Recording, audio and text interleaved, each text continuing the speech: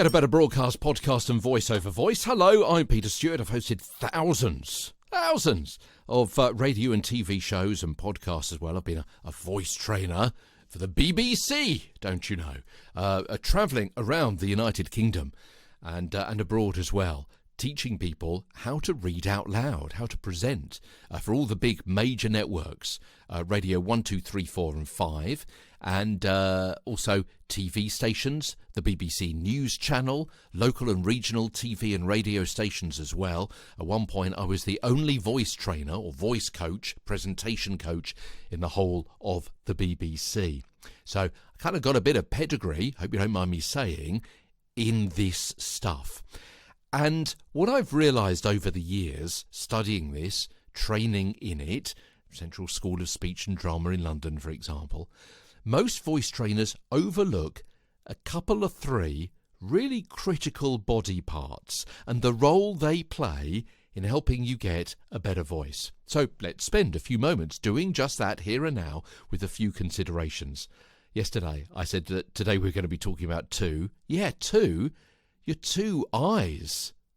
I mean, without stating the obvious and with acknowledgement to the awesome voice actors who are blind and read their scripts with braille, eyes inevitably help you do your job. Now, are you intrigued about the voice actors who are blind and read a script written in braille? You are. There's a link to a really famous person in the United Kingdom who is heard almost every day on the radio, on the BBC, who is blind, is really well known.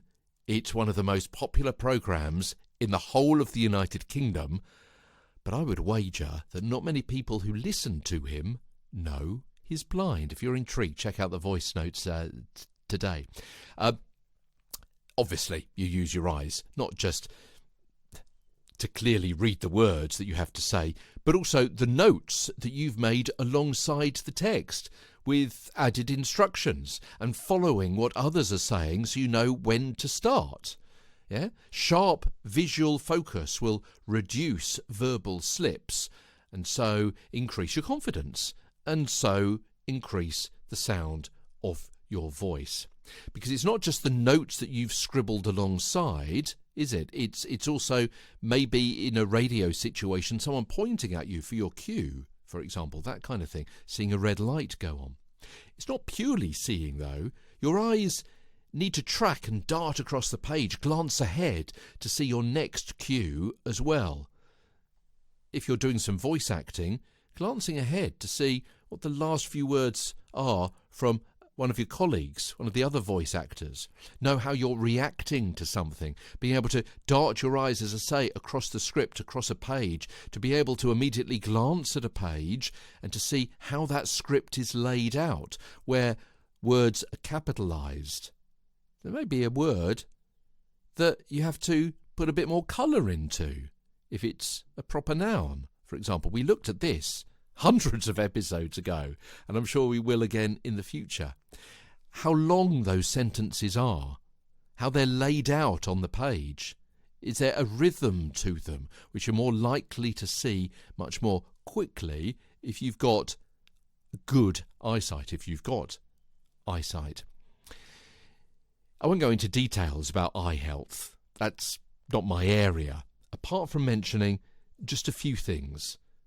Good diet, good glasses, a rest from screens, the importance of blinking to keep your eyes moist. Yeah, blinking stimulates the lubrication secretion of your tear ducts and spreads that lubrication across your eyes.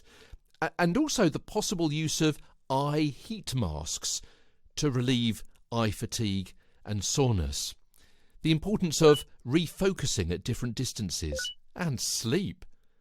6.5 to 8.5 hours, the healthy range for most adults.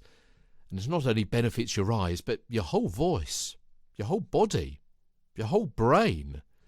A tired body, perhaps caused by broadcasters' shift work, is a tired voice. Weariness can drag down the muscles of the face, put a sigh in the voice, extinguish any sparkle that you've got. Tomorrow, we've done voice exercises before. We've got 3 eye exercises. As Get a Better Broadcast podcast and Voice Over Voice continues. Intrigued?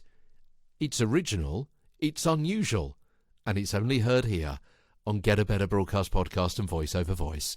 From London, with me, Peter Stewart.